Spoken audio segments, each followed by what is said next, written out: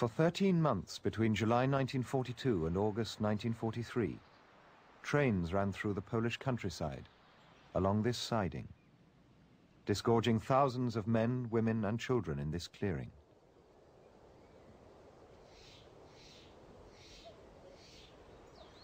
This used to be the SS barracks. This, the undressing room.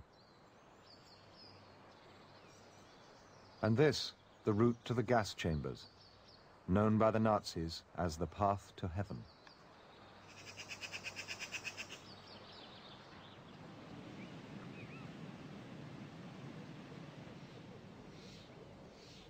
This killing factory, one of 6 the Nazis built in Poland, is near a tiny hamlet whose name is still infamous today, Treblinka.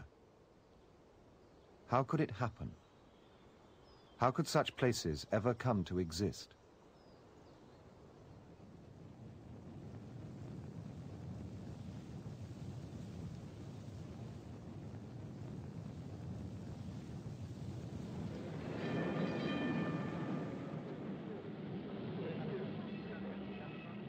The Warsaw Ghetto.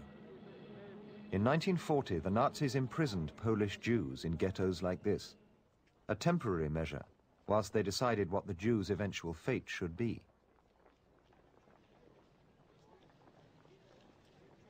The Nazis brutally persecuted the Jews. They thought them racially inferior but dangerous. They believed that there was a worldwide Jewish conspiracy which would destroy Germany, and that the Jews were carriers of Bolshevism. As a result, there had been some Nazi rhetoric saying that all the Jews should be destroyed.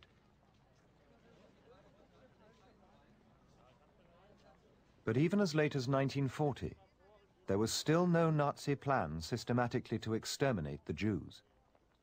Up to now, the emphasis in Nazi planning had been on expulsion. The most bizarre plan was that proposed in June 1940 by an official in the German Foreign Office, Franz Rademacher, to resettle the Jews on a tropical island under German police control. In the peace treaty, France must make the island of Madagascar available for the solution of the Jewish question. But the Madagascar plan came to nothing. For by the time these pictures were taken in the spring of 1941, Adolf Hitler had decided on a radical action that was to alter the course of the war and change the Nazi policy towards the Jews. Hitler had decided, as the fulfillment of his great ideological dream, to invade the Soviet Union.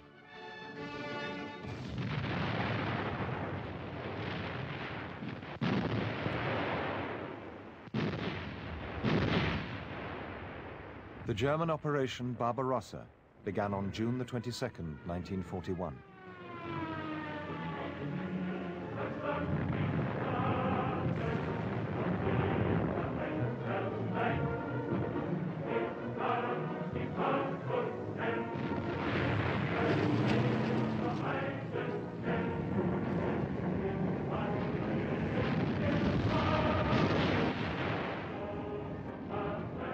Ever since the 1920s, the Nazis had been ideologically opposed to communism. So to them, this was not just a normal war. This was a crusade.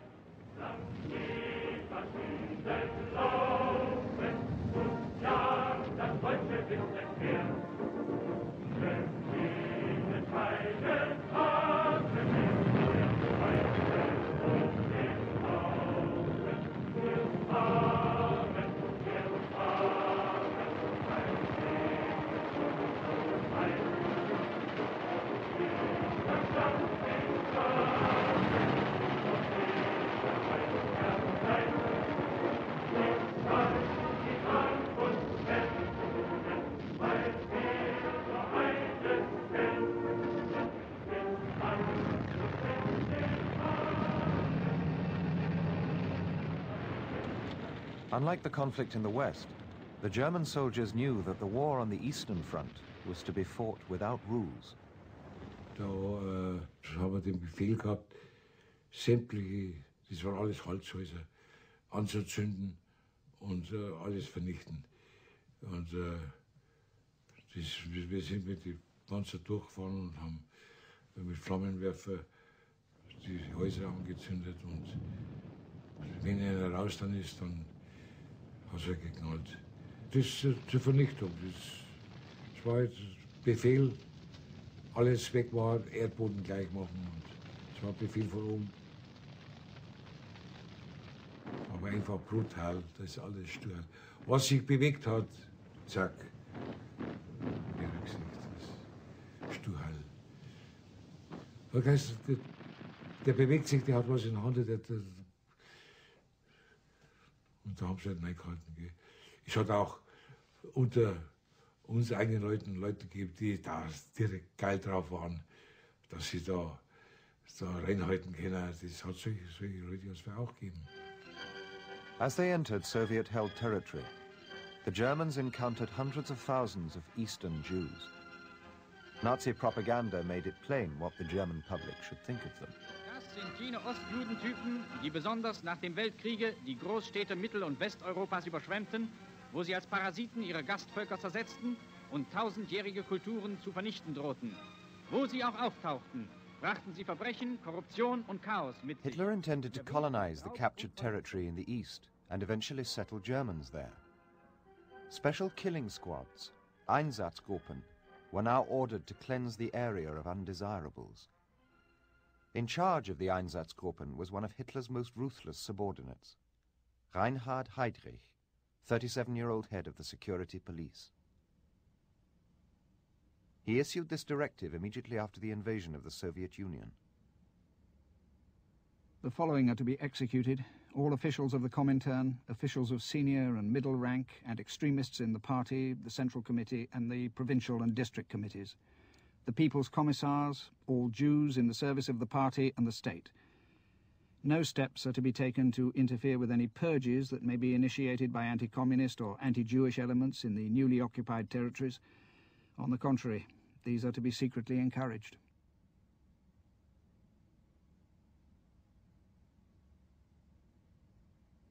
Heydrich was a cold, desk-bound murderer who prided himself on being a man of culture.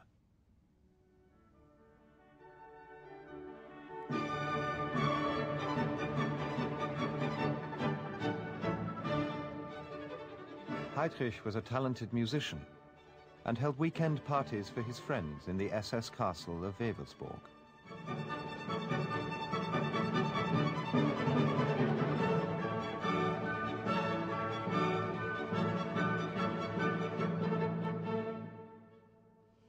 Und er war auch lieb und nett und elegant und ritterlich. Ich hatte einen guten Eindruck von ihm. Er war ein fröhlicher, immer mitmachender, lustiger Mensch.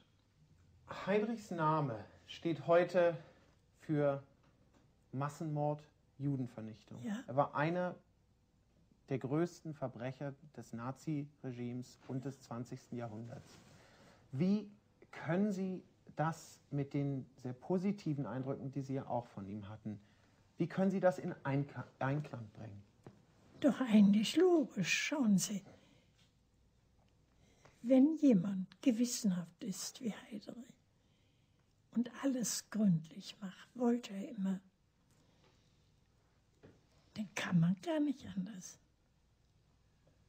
Ich will gar nichts entschuldigen, ich finde alles schrecklich. Und ich habe mich auch bemüht, ihn damit davon abzubringen. Er sagte nur lächelnd, kümmere dich nicht drum von diesen Dingen. Verstehst du nicht, das musst du uns überlassen. Das war ein hoffnungsloses Gefühl, ein schreckliches Gefühl.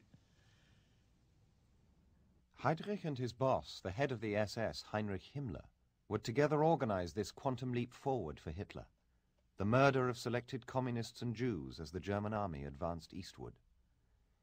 Hitler had always said the Jews were behind communism. The crusade in the east was to attempt to crush both.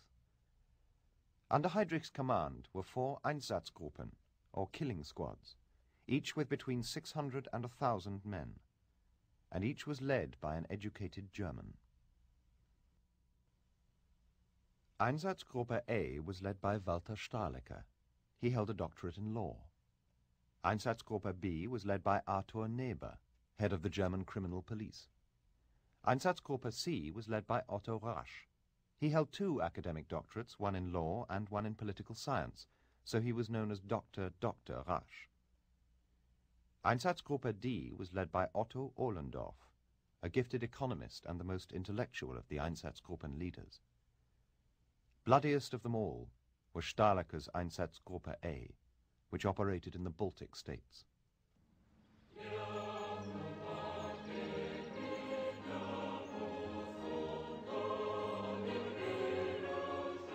Einsatzgruppe A followed the German army into Lithuania in the early days of the invasion. Lithuanians were a staunchly Catholic people, but Stalin's communists had invaded their country and oppressed their traditions and their beliefs.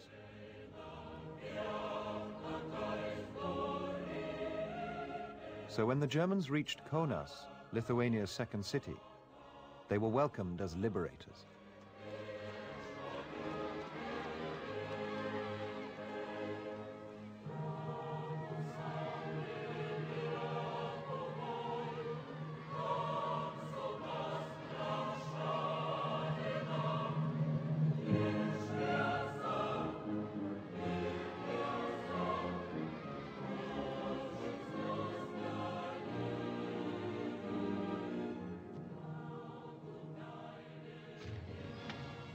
Throughout Lithuania, symbols of communism were destroyed, and not just symbols.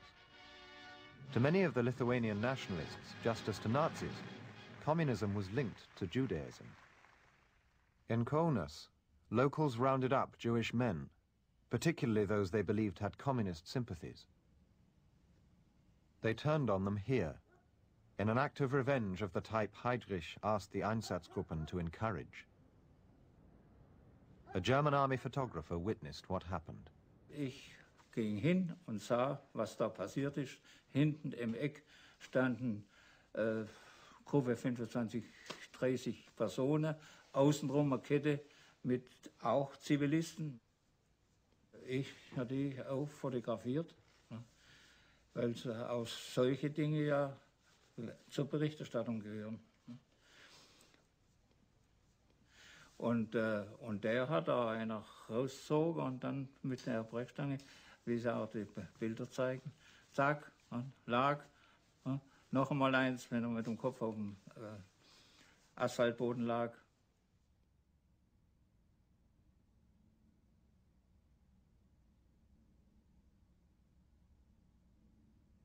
Mušė žmogų. Paskiau aš įsižiūrėjau, kad tai yra žydai. Ir kad kalba lietuviškai ir dar nusikeikė gerokai rusiškai.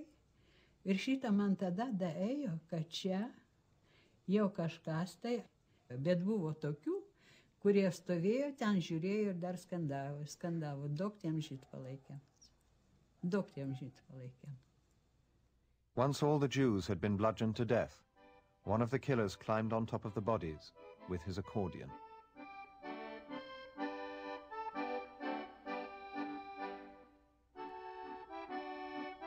Was mir einen Schock gegeben hat, dass der junge Mann da mit der Zierorgel was spielt und die Leute dazu klatschen.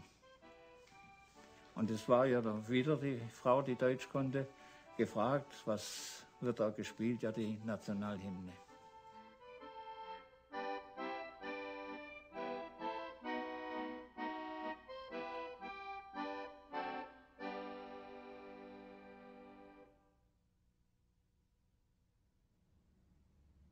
But it was the Nazis who played the major role in organizing the rounding up of those Heydrich had called to be executed.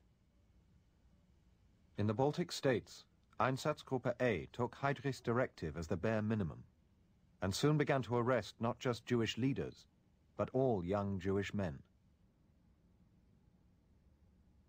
They were taken out of the towns and shot.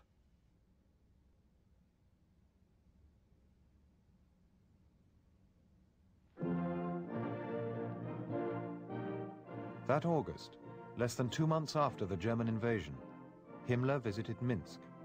one of a series of morale-boosting visits he paid to the Einsatzgruppen, the police, and other SS units in the east.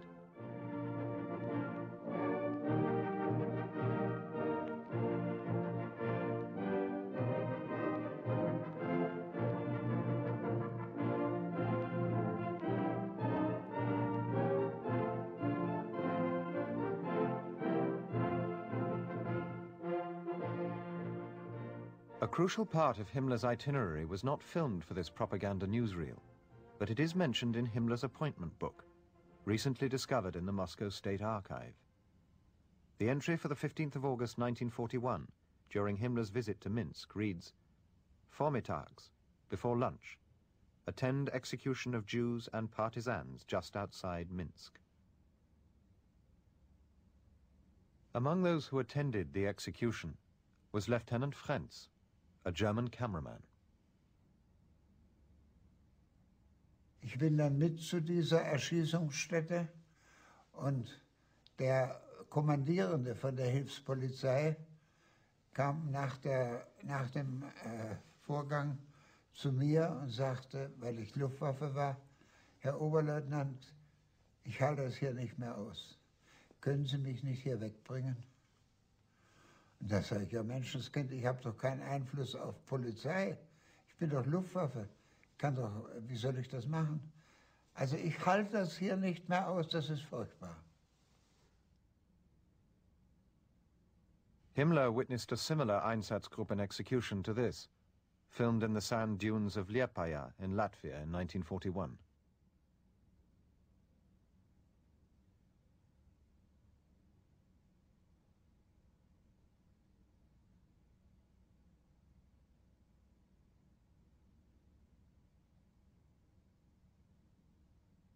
Und am Abend hat dann Himmler zu seinen Leuten, die da mit dabei waren bei der Erschießungsaktion, gesagt, ihr werdet euch vielleicht wundern, dass so etwas gemacht wurde, aber wenn wir das nicht machten, würden die das mit uns machen.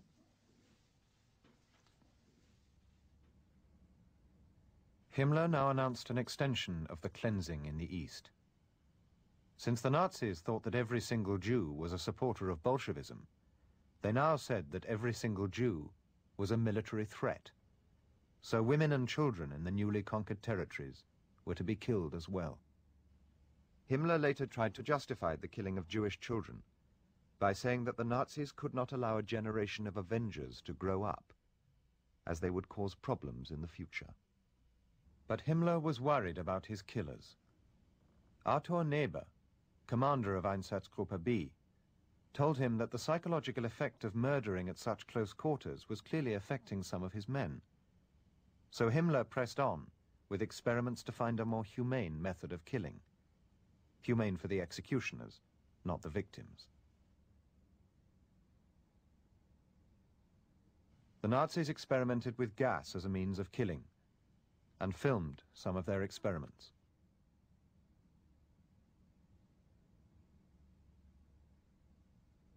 Whilst the gassing experiments continued, the shooting carried on in the east. The Einsatzgruppen meticulously recorded their killings. And that summer of 1941, their records show the murders drastically increasing, coinciding with a massive increase in the number of police units sent to the east. The killing squads based in Kaunas in Lithuania had killed 4,400 Jews in July 1941. In August, they killed more than 38,000, including women and children. Stahlecker, the commander of Einsatzgruppe A, boasted that new possibilities in the East allow a complete clearing up of the Jewish question.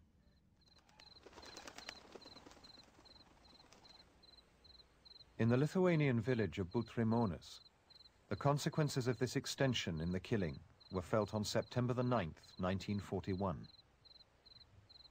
Before the arrival of the Germans, the Jews of Butrimonis had been tolerated by their fellow Lithuanians, though many villagers had envied the Jews their supposed wealth.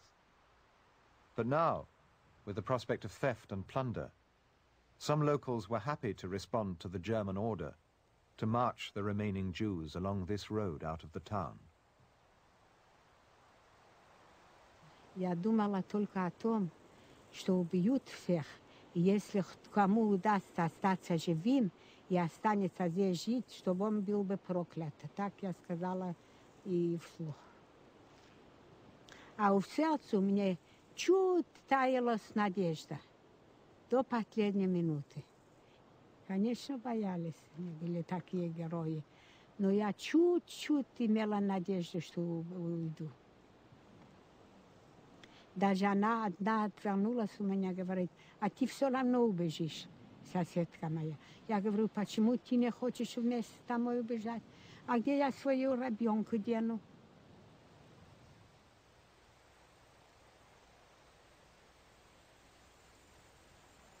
Мы шли в это самое направление, пока очутилась по дороге, этот ров был. Здесь уже заросло, уже нету и ров. Здесь был глубокий ров, но в одном месте было от дождей и песку много, что было ровно, не надо было, можно было пройти. То я, как увидела это место, мне дало в сердце, что здесь надо пройти. Riva Lozanskaya and her mother escaped, but the remaining Jews were driven off the road towards where this thicket of trees now grows. Here, in scenes which were repeated throughout the Einsatzgruppen area of operation, the Jews were ordered to undress.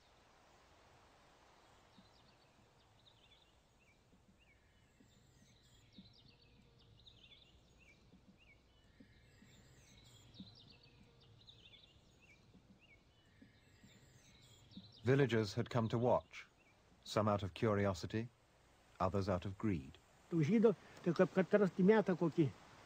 Жипнов какие, шведери ем numit, nu, tu, vona tėta, tau susitaikė, taip jau mūsų šaudys. Vienas atėjo, gavo į žydo kokį tai paltą ar kokį tai švarką. O, sako, jei bus žydas, būtų niekada, va turiu, va. Išdžiaugėsi, tiem pasakysiu. Va, sako, žydas nešio, ui, sako. O dar, sako, aš nušoko ant vakarėlio. Visokių gėjirgių.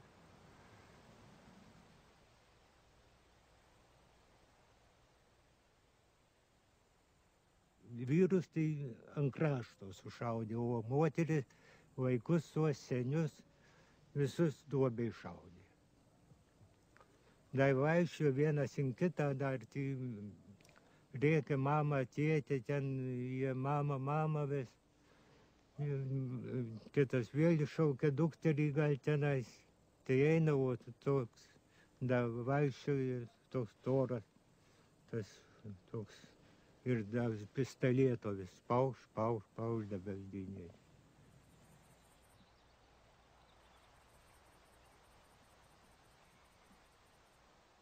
The killing here was carried out by Lithuanian collaborators acting under German orders.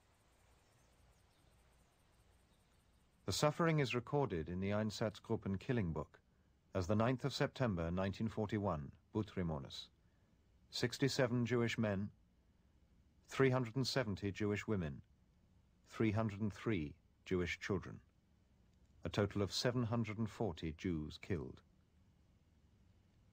The same day, in nearby Alutus, the killing book records 1,279 Jews murdered. The next day, in Merkine, 854, and in Varena, 831. In the Baltic states, more than 80% of the killing squads were made up of locals acting under German Einsatzgruppen orders. Men like Petras Zelionka. Nors sakykit, o va šitie, kurie šaudydavo, reiškia, jūsiškiai, kurie šaudydavo, jie būdavo savanoriai, visi eidavo šaudyti? Nu, tai čia, kaip sakant, panašiai gal, kaip sakant, ir būtų yra į savanorių. Buvo šitą degtinis duodavo daugiau. Gert. Daugiau? Daugiau, kaip sakant. A kada čia padaro, kaip sakant, tas žmogus jau, kaip sakant, rodos. Drąsesnis yra, kaip sakant, šitą viską. Nu, sušaudavo. Numodavo ranką, kaip sakant, ir viskas. Ar buvo tokia mintis, kad atsisakyti nešauti? Nu, tiesiog, žinot, kaip sakant, čia dabar sunku išaiškinti šitą viską, kai sakant, tokios dalykus, kai sakant, šaut, nešaut, kai sakant. Nu, kai sakant, nežinau, kai sakant. Čia, kai sakant, kiti dėl to šitų pasipiktinimų, kai sakant, kad čia tikrai tie, kai sakant, žydai, kai sakant, yra tokie, nu, savanaudiški, kai sakant, kaip tik, kai sakant, pasakyti. Dabar, sakysim, reiškia, prieš jūs stovi žydas. Nu, gerai, sakysim, ne vyras, reiškia, stovi moteris arba vaikas, nu vaikas, tai jisai niekad nebuvo komunistas. Jūs paimat, jūs tą vaiką nušaunat. Ką jisai padarė?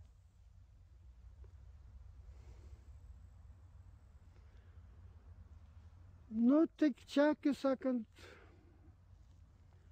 yra tragedija didelė.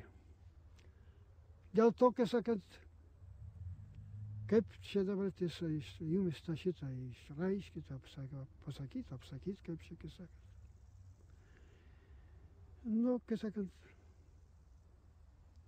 čia ar jis tokius smalsumų gali, kai sakant, žmogus, kas čia, paspaudė gaiduką, nukrito, kai sakant, ir viskas, kai sakant.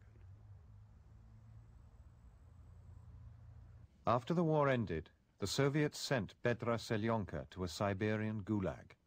His former comrades, against whom he gave evidence, were executed. Mano kolega Anglas, reiškia, jisai prašo tokį klausimą išversti. Jis sako, kad mūsų žiūrovas, Anglijos žiūrovas, sako, sunkiai supras, kaip sako žmogus, reiškia, sako, pats šaudė, reiškia, nu, tegul kareivis, bet šaudė, reiškia, ir nesijaučia kaltas, sako. Nu, tai tegu kaltė, už tai aš buvau nuteistas 20 metų. Viską, trumpai aiškiai. Kaltas buvo, 20 metų. Nu, tai čia katorgos. Nu taip, tai čia valdiškai yra bausmė viskas, bet grinai pats jūs prieš savo sąžinę. Nu, čia, kai sakant, Sauliau, nežinau, kai sakant. Į tokius klausimus neatsakinėsiu daugiau nieko. Klausit, neklausit. Viskas daugiau, nieko neaiškysiu, nieko nekalbėsiu. Kaip nori, taip viskas.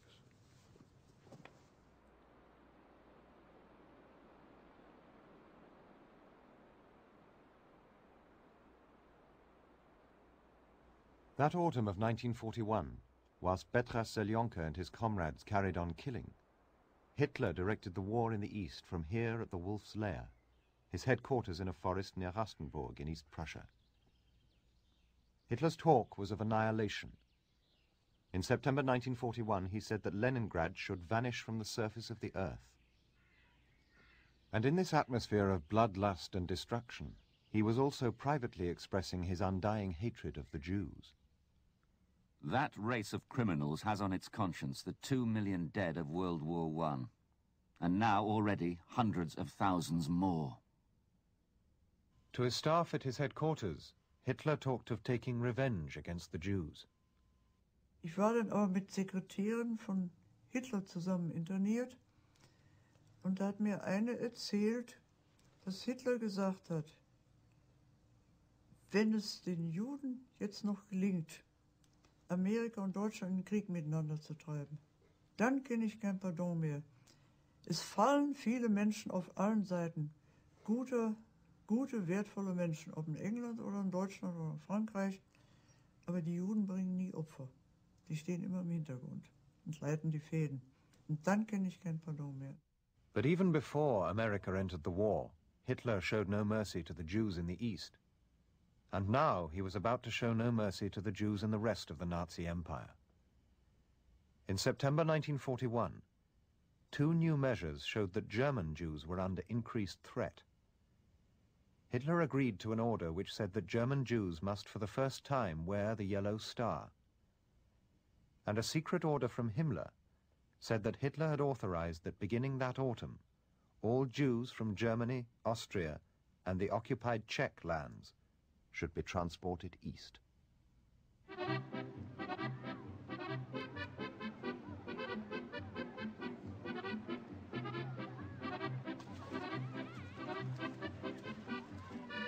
"350 miles to the west of Hitler's headquarters, Berliners relaxed by the capital's lakes.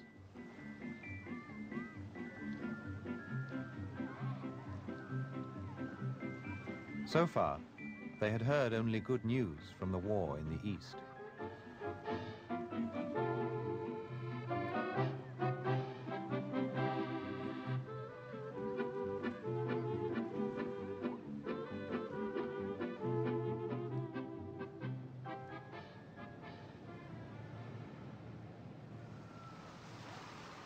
But that autumn, there was one new sign on the streets that showed that life was changing, at least for some of the capital's population.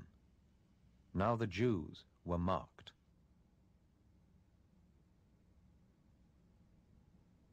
There's nothing to say. It's bad. It's bad. You are signed. You have a sign on you. Nobody would have think that I am a Jew. But this, we had to wear it. The hate grew up. We felt it. The Germans always said the Jews are not Germans. And I said I am a German of Jewish faith. And for them, I am not a German, but I am a German. As autumn turned to winter in 1941, and the war bogged down in the mud of the East, the Nazis knew there would be no easy victory over the Soviet Union. And there was a new enemy to contend with. For after Germany's ally Japan attacked Pearl Harbor in December, Germany declared war on the United States. Hitler had a series of meetings with Nazi leaders that December to discuss the consequences of all this for the Nazi cause, and the fate of the Jews was also discussed.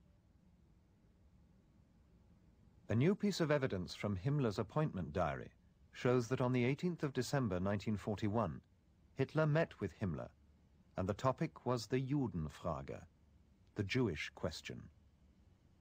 The entry is written in Himmler's own hand. Himmler writes cryptically alongside, to be exterminated as partisans. We can't know exactly what this means. It's likely that this is camouflage language to justify the murder of the Jews in the East to the German army. But the diary entry clearly links Hitler with the killings.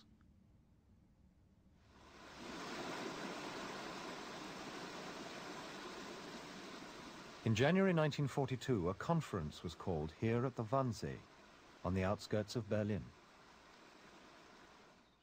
By now, Hitler had authorized that all Jews in Nazi-occupied Europe should be deported to their deaths, and the meeting here was called to work out the details. The discussion was chaired by Reinhard Heydrich, who several months earlier had been asked to compile a plan for the final solution to the Jewish problem.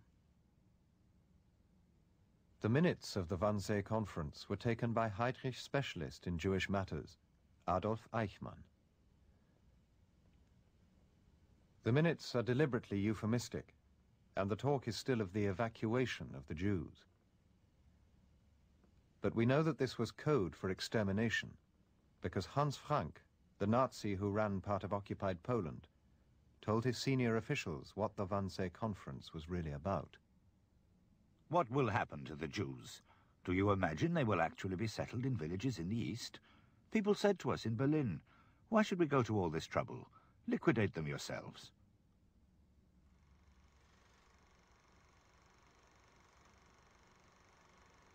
Now deportations were occurring all over Germany. The forced eviction of these Jews in Dresden was filmed by an amateur cameraman.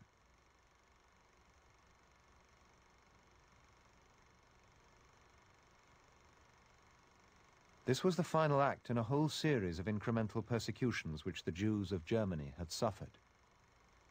First, they had been denied Reich citizenship, then the right to a state education, then they had had their property confiscated. Now the Jews were told they were to be sent east to work camps.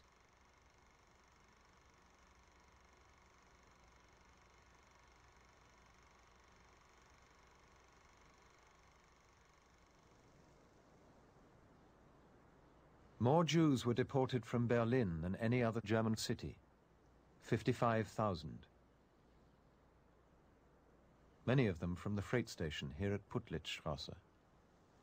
We were trucked there, the truck was emptied, and the people were conducted immediately inside the car. And then, in the moment they went in, they had a package of 4 slices of bread, given from the community, from the Jewish community. It was an atmosphere of fear, an atmosphere of big fear. There were babies, there were little children, and they cried. And the mother said, behave well, don't cry. We couldn't think. We couldn't think. There were Germans who helped Jews. Some even hid them. The majority acted as Erwin Masuta did, as he saw the deportations at Puttlitzstraße across the street. Wir haben es hier gesehen, wie die Möbelwagen vorfuhren und haben auch gesehen, wie drüben die Leute da in Viehwagen eingepfercht wurden und wegkamen. Angenehm hat man doch nur, dass zur Arbeit geführt werden. Und das ist ja nicht drum weiter gekümmert. Das ist ja klar, alle wussten es, aber hat ja niemand sich darum gekümmert. Und natürlich aus irgendwelchen Angstgefühlen heraus hat man sich dann schnell davon gemacht. Aber es gab ja damals nun auch Leute, die haben ja schon Widerstand geleistet. Das war ja schon möglich. Ja, natürlich, unter Gefahr ihres eigenen Lebens oder Daseins. Oder wurden aus dem Beruf erstmal entfernt. Auch Nicht-Juden. War doch alles lebensgefährlich.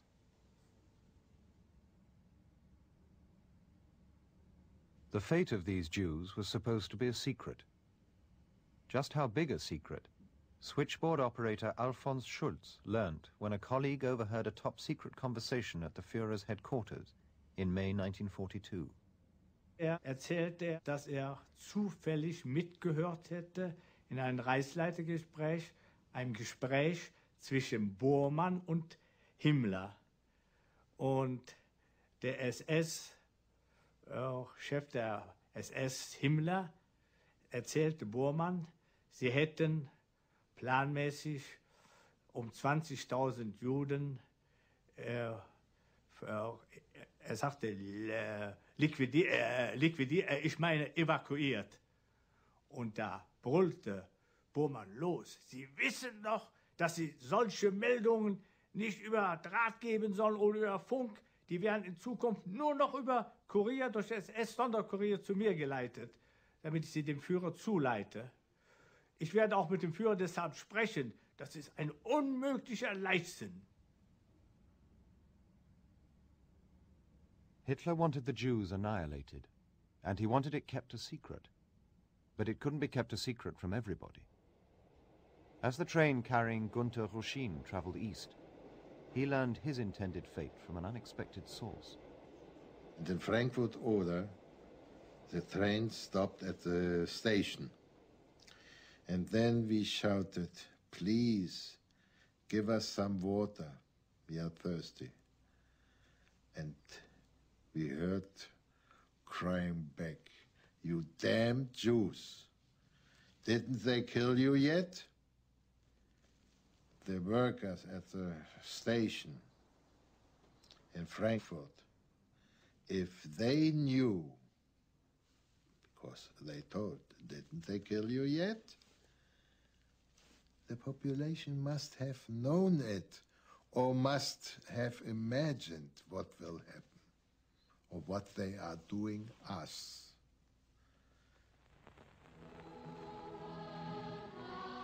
Nazi propagandists certainly didn't want the German public to dwell on the possible fate of the Jews.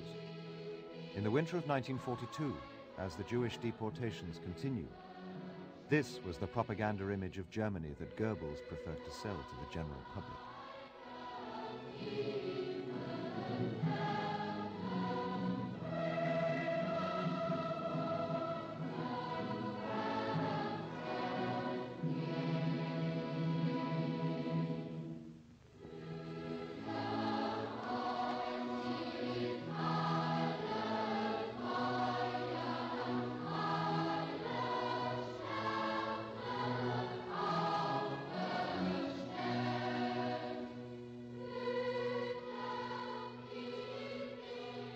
It is impossible to tell exactly how many ordinary Germans knew what was really happening to the Jews. But the same month this propaganda film was shown in German cinemas, December 1942. A Nazi secret intelligence report records disquiet among some Germans in the south of the country. One of the strongest causes of unease among those attached to the church and in the rural population is at the present time based on news from Russia in which shooting and extermination of the Jews is spoken about. The news frequently leaves great anxiety, care and worry in those sections of the population. According to widely held opinion in the rural population, it's not at all certain that we will win the war, and if the Jews return to Germany, they will exact dreadful revenge upon us. By the time this secret report was written at the end of 1942, the Nazis' successful experiments with gas had led to the creation of special extermination centers at Auschwitz-Birkenau, Belzec, Chelmno, Sobibor, Majdanek and Treblinka.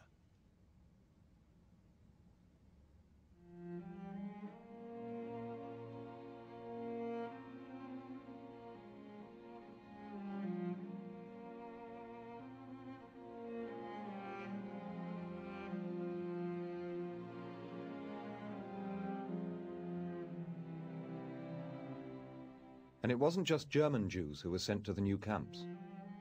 Now that the Nazis had developed an efficient means to kill the Jews, they wanted to eliminate them everywhere in occupied Europe, from Holland to Greece and France to Poland.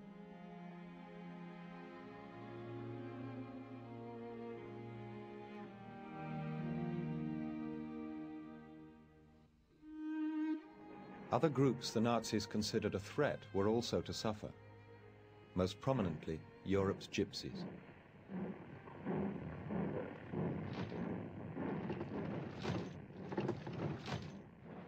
Trains converged on Nazi-occupied Poland and its extermination centers.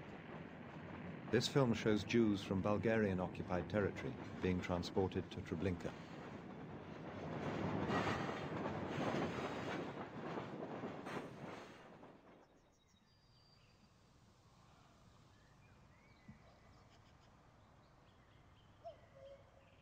In this remote spot, about 750,000 people were murdered, though we can never know exactly how many died.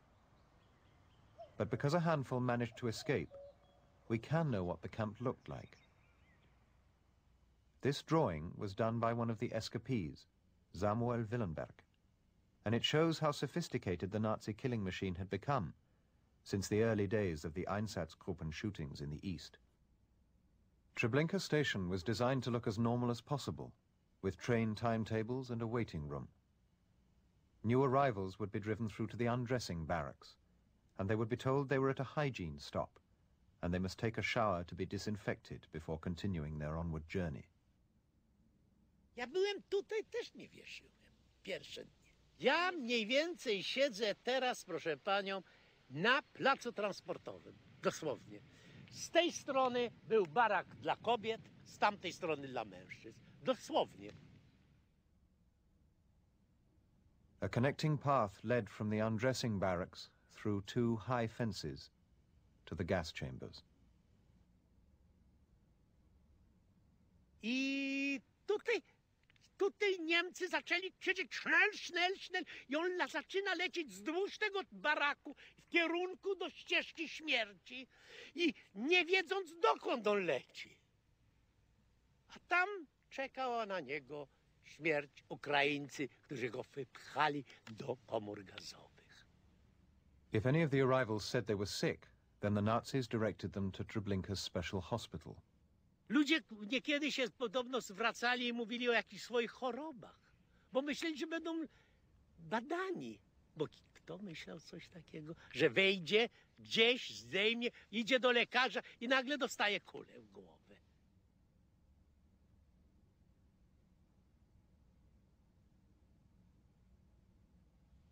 Cynizm, że świat tego nie widział. Cynizm. Samuel Willenberg is one of fewer than 70 known survivors from Treblinka. More than 99% of those who arrived here were murdered, the vast majority within 3 hours of arriving. Na tym małym obszarze tutaj gdzie ja stoję, szerokości 200 metrów, długości 300, 350. Tutaj w tym miejscu zostały zakopane 875 tysięcy trupów. Tutaj zostało wkopane w te doły ogromne, które wykopywał bagier. Ziemię wyciągał i na to miejsce kładli zwłoki ludzi, którzy zostali po zagazowaniu już. Trudno uwierzyć, że w takim małym przestrzeni taką zbrodnię można było dokonać. Trudno. To, wie pan, nie mieści się w głowie. Ten rozmiar zbrodni jest ponad normalne myślenie. The Nazis didn't just kill, they stole. Once the victims had been murdered, their clothes and valuables were sorted and the plunder sent back to Germany. In 1943, their murderous work completed, the Nazis tried to eliminate all trace of the camp, but not because they were ashamed of their crimes. That same year, 1943, Himmler spoke to his SS colleagues about the extermination of the Jews. We know what it means when 100 corpses are piled together, when 500 are piled together, or when 1,000 are piled together. To have endured this and at the same time, ignoring some moments of human weakness, to have remained decent, this is what has made us tough. It is one of the most glorious chapters in our history, which has not and may never be written. But the crimes of the Nazis would be discovered, because by now they were losing the war. In the East, the Nazis saw the enemy they feared the most, the Russians, doing the impossible.